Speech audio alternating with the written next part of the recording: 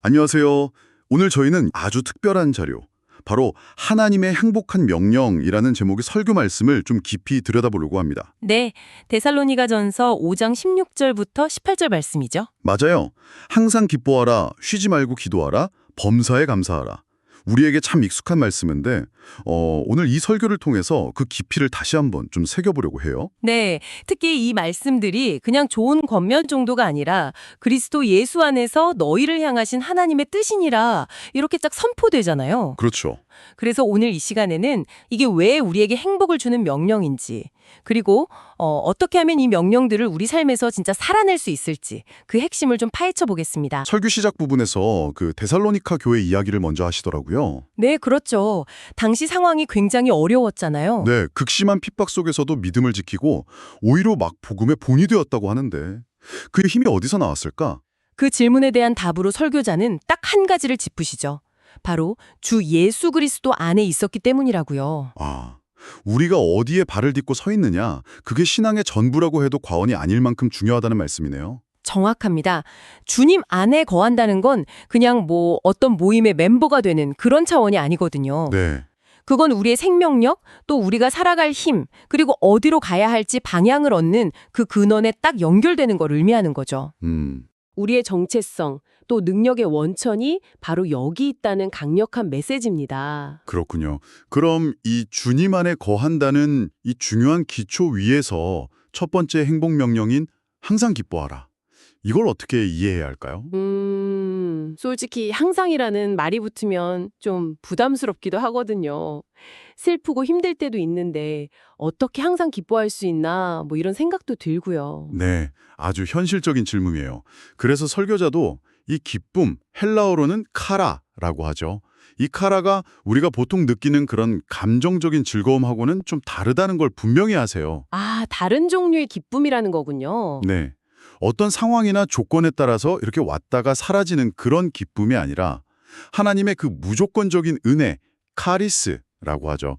그 은혜로부터 흘러나오는 거룩한 기쁨이라는 거예요. 내 노력이나 자격으로 얻는 게 아니라 하늘로부터 그냥 주어지는 선물 같은 기쁨인 거죠. 그래서 이게 참 역설적인데 고난 중에도 심지어 모든 게 다 무너져 내리는 것 같은 그런 상황 속에서도 주님 안에 있다면 이 기쁨을 누릴 수 있다는 겁니다. 와, 결국 기쁨은 내가 막 만들어내려고 애쓰는 게 아니라 하나님과의 관계 속에서 그분의 은혜를 힘입어서 발견하고 누리는 거다.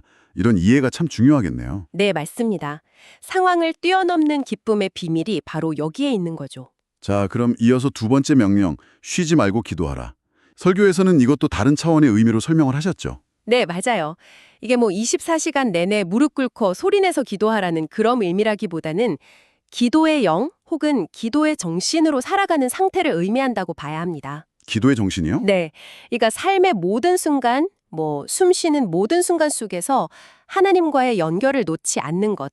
마치 영적인 와이파이가 항상 켜져 있는 상태라고 할까요? 아, 와이파이 비유 좋네요. 네. 사람을 만나서 이야기할 때도, 그냥 일상적인 일을 할 때도, 심지어 잠자리에 들 때조차도 늘 하나님을 의식하고 그분과 교제하려는 그 마음의 태도를 유지하는 거죠. 설교자께서는 이걸 십자가의 정신과 또 연결시키셨어요. 네, 그게 아주 중요한 연결점이에요. 늘 하나님 앞에서 내 연약함을 인정하고 그분의 도우심을 구하는 자세. 그게 바로 쉬지 않는 기도의 본질이다, 이렇게요. 맞습니다.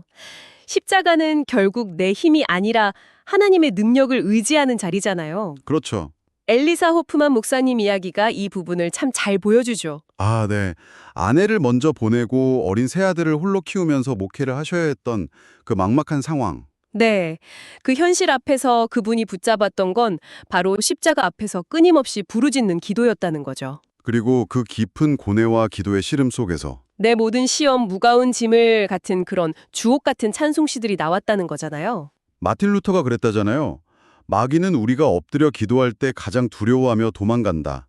기도는 우리 영혼을 강하게 하고 어떤 어려움도 이겨낼 수 있는 영적인 능력을 공급받는 가장 확실한 방법이라는 거죠. 네, 삶의 모든 순간이 기도의 자리가 될 수 있다는 인식이 정말 중요하겠네요. 그렇습니다. 자, 이제 마지막 세 번째 행복 명령입니다. 범사에 감사하라.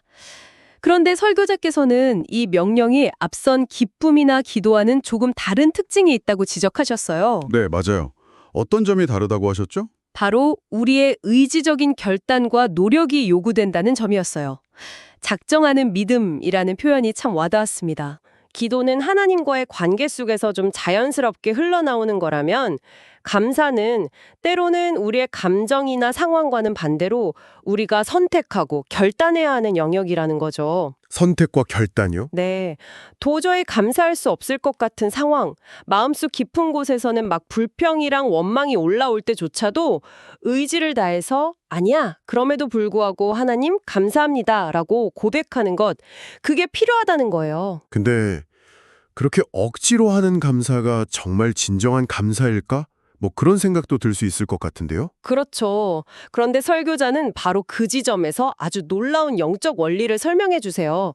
우리가 그렇게 의지적으로 감사를 선택하고 입술로 선포할 때 그것이 오히려 막혀있던 은혜의 물꼬를 트는 역할을 한다는 겁니다. 아, 감사가 은혜의 통로가 된다고요? 네, 감사의 고백이 우리의 시선을 문제에서 하나님께로 옮기게 만들고 그 과정에서 하나님의 일하심을 경험하면서 그분을 더 깊이 만나는 자리로 나아가게 된다는 거죠. 그러니까 감사는 단순히 감정 표현이 아니라 우리 삶의 관점을 바꾸고 하나님의 은혜를 끌어오는 아주 능동적인 믿음의 행위라는 깊은 통찰입니다. 그래서 설교자는 아주 단호하게 말씀하시잖아요. 마귀의 세계에는 감사가 없다고. 맞아요. 불평, 원망, 비교, 시기 이런 것만 가득한 곳이라고. 네, 반대로 감사가 넘치는 곳은 이미 천국을 경험하는 삶이라는 거죠. 우리 입술에 감사가 얼마나 자주 오르내리는지가 어쩌면 우리 영혼의 건강 상태를 보여주는 중요한 지표가 될 수도 있겠어요. 그렇군요. 오늘 저희가 하나님의 행복한 명령이라는 설교 말씀을 통해서 항상 기뻐하고 쉬지 말고 기도하며 범사에 감사하는 것, 이것이 왜 우리를 향한 하나님의 뜻인지, 그리고 그것이 어떻게 우리 삶을 풍요롭게 하는지 함께 살펴봤습니다.